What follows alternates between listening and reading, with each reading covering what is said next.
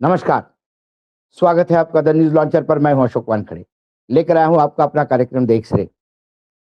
एक social media x platform पे एक ट्वीट देखा और थोड़ा मैं चौंक गया। अंग्रेजी में है, आप पढ़ सकते हैं। Some personnels have been advised to leave the US Al Udeid military base in Qatar amid rising tension with Iran.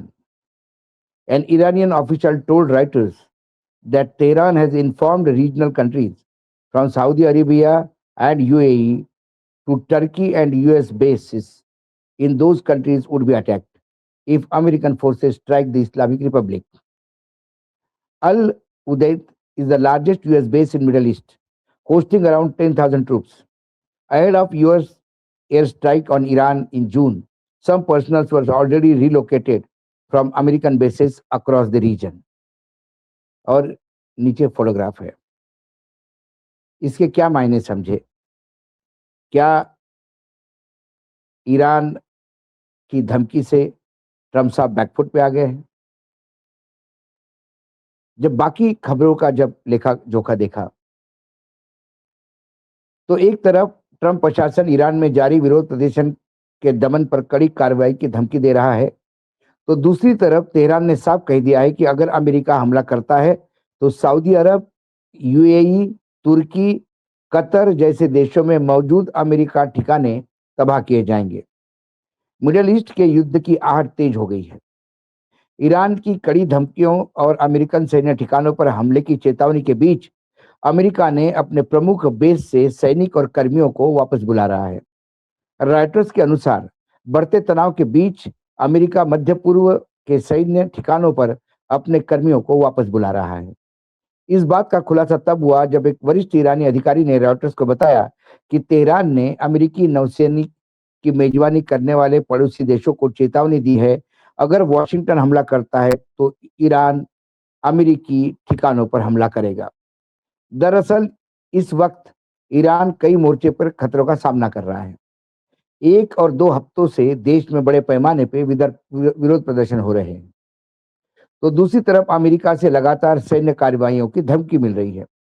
अमेरिकी हमले की बढ़ती आशंका के बीच ईरान ने सऊदी अरब, यूएई, तुर्की समेत सभी क्षेत्रीय देशों को चेतावनी दी है और स्पष्ट कहा है कि यदि अमेरिका ईरान पे हमला करने की हिमाकत करता है, तो फिर ईरान अमेरिका की जितने बेसेस और जहां अमेरिका के अलग-अलग देशों में बेस है, खासकर सऊदी अरब, यूएई, तुर्की, कतार, वहां पे ईरान हमला करेगा। वहीं अमेरिका धमकियों और ईरान के बीच जारी व्यापक विरोध प्रदर्शन के बीच में ईरान न्यायपालिका ने गिरफ्तार प्रदर्शनकारियों के खिलाफ तेज सुनवाई और फांसी के संकेत दिए। ईरान के न्यायपालिका के प्रमुख गुलाम हुसैन मोहसेनी एजेई ने एक वीडियो में यह टिप्पणी की, जिसे ईरानी सरकारी टेलीविजन ने ऑनलाइन साझा किया। मोहसेनी इजाइन ने कहा कि अगर कोई हमें काम करना है तो हम उसे अभी करना चाहिए, हमें वो जल्दी करना होगा। उन्होंने कहा अगर इसमें 2 महीने या 3 महीने की देरी होती है तो इसका उतना असर नहीं पड़ेगा। अगर हम कुछ करना चाहते हैं तो हम तुरंत करें। उनकी ये टिप्पणियां ट्रंप से सीधी चुनौतियों के रूप में देखी जा रही है, जिन्होंने मंगलवार को एक साक्षात्कार में ईरान को फांसी की सजा के बारे में चेताया था। अमेरिकी राष्ट्रपति ट्रंप ने कहा था कि हम कड़ी कार्रवाई करेंगे, अगर वे ऐसा कुछ करते हैं तो फिर हमें इंटरवेन करना होगा। ईरान में जो प्रदर्शन चालू हुए उसके बाद जिस हिसाब से अमेरिका लगातार आक्रामक रुख लेके बैठा है, तो ईरान ने चारों तरफ से अमेरिकी बेस को ये चाहकर भी ईरान अमेरिकी हमले से बच नहीं सकता। Qatar, Bahrain, Kuwait, UAE, Iraq, Saudi Arabia, Jordan, तुर्की में मौजूद अमेरिका बेस ने ईरान को घेर रखा है। अमेरिकी चाहे तो इन सब से हमला करवा के ईरान की हालत खराब कर सकता है। मध्य पूर्व अमेरिका में कई महत्वपूर्ण सैन्य अड्डे हैं। ईरान ने धमकी दी है कि अगर अमेरिका हमला किया तो वह क्षेत्र की अमेरिका के जो प्रेजेंस है, जहां-जहां अमेरिका के बेसिस है, वह हमला करेगा। आगे ये जो खबरें आ रही है कि अमेरिका अपना बेस खाली कर रहा है, क्योंकि अमेरिका ने इसके पहले भी जब इज़राइल और हमास का युद्ध हो रहा था और उसमें लगातार ईरान के भी परमाणु अ, संयंत्रों को लेके लगातार अमेरिका भी एक्टिव था। फिर इज़राइल ने भी हमले किए, उसका कड़ा जवाब ईरान ने दिया, जिससे इज़राइल बहुत अचंभित भी रहा और इज़राइल को नुकसान भी हुआ। उसके बाद अमेरिका ने अपने बड़े बॉम्बर्स भेजकर 4 जगह पे बम गिराए। जितना नुकसान अमेरिका सोच रहा था उतना तो नहीं हो पाया। ईरान के सारे संयंत्र वैसे के वैसे रहे, इनरिच यूरेनियम का जो उनका प्रोसेस था वो भी चलता रहा। लेकिन इसके रिटेलिएशन में ईरान ने भी अमेरिका बेस पे तब मिसाइल दागे थे। भले ही अमेरिका का नुकसान नहीं हुआ, लेकिन ईरान ने ये बात बता दी कि यदि वो जो कहते हैं वो करके दिखाते हैं। आज भारत की तरफ से बाकायदा ये कहा गया है कि एडवाइजरी जारी की कि जितने भी भारतीय ईरान में हैं, वो तुरंत ईरान छोड़े, क्योंकि वहाँ युद्ध की आशंका बढ़ती आ रही है। जब अलग-अलग देश एडवाइजरी जारी करते हैं, इसका मतलब युद्ध की स्थिति बनती जा रही है, ऐसा मानना चाहिए। कतर की राजधानी दोहा के बाहर रेगिस्तान में अल उदीद एयरबेस है। यह 24 हेक्टेयर बड़ा है। अमेरिकन सेंट्रल कमांड का मुख्यालय है। यह कमांड मिस्र से कजाकिस्तान तक के बड़े क्षेत्र में अमेरिकन सैन्य का जो अभियान है, उसको संभालता है। करीब 10,000 अमेरिकी सैनिक रहते हैं वहाँ पे। जनवरी में अमेरिका सेंट्रल कमांड ने यहाँ एक नया कोऑर्डिनेशन सेल खोला, जो क्षेत्रीय वायु और मिसाइल रक्षा को मजबूत करेगा। कुवैत में बड़े सैन्य ठिकाने हैं। कैंप अरीफजन अमेरिकन आर्मी सेंटर का मुख्यालय है। अली अल सलेम एयरबेस इराक सीमा के करीब 40 किलोमीटर दूर है। इसे द रॉक कहा जाता है, क्योंकि यह अलग-थलग और कठिन इलाकों में है। कैंप बिहरिंग 2003 के इराक युद्ध में बनाया गया था। यह इराक व सीरिया के में तैनात होने वाले अमेरिकन सेना के लिए स्टेजिंग पोस्ट है।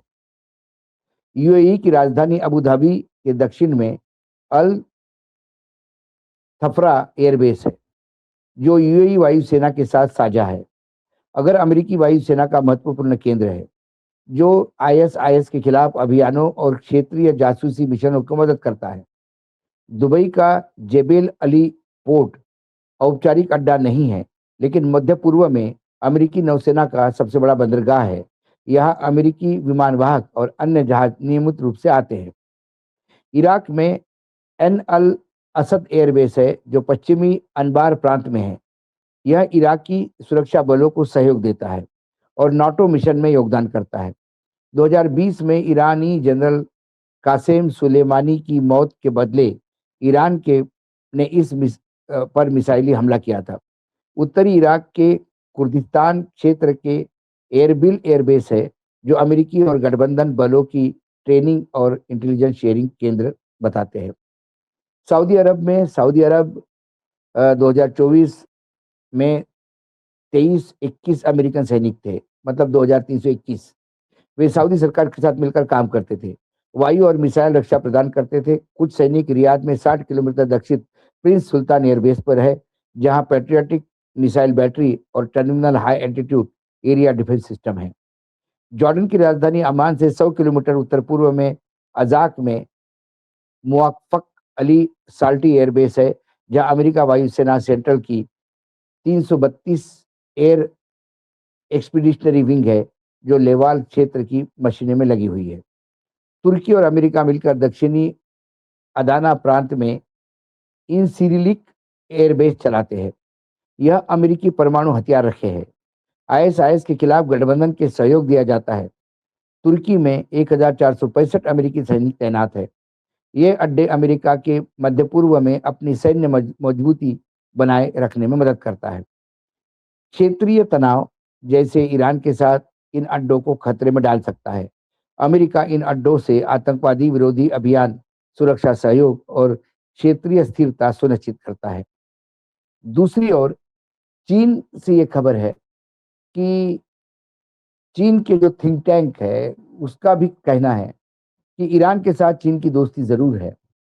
ईरान में चीन का कुछ इन्वेस्टमेंट भी है, लेकिन अमेरिका से यदि युद्ध हो जाता है, तो ईरान के साथ चीन का कोई सामरिक एग्रीमेंट नहीं है या सैन्य एग्रीमेंट नहीं है जिसके तहत चीन ईरान की मदद करेगा।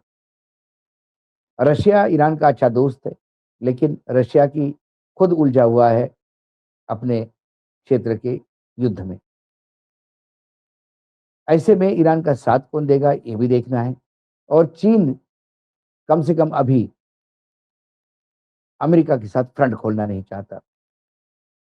लेकिन ईरान की जो वर्तमान शासन प्रणाली है, वह कितनी जद्दी और कट्टरपंथी है, ये बताने की ज़रूरत नहीं। समय आने पे वो खुद को नष्ट भी कर सकते हैं और उस पूरे क्षेत्र में अशांति फैला सकते हैं।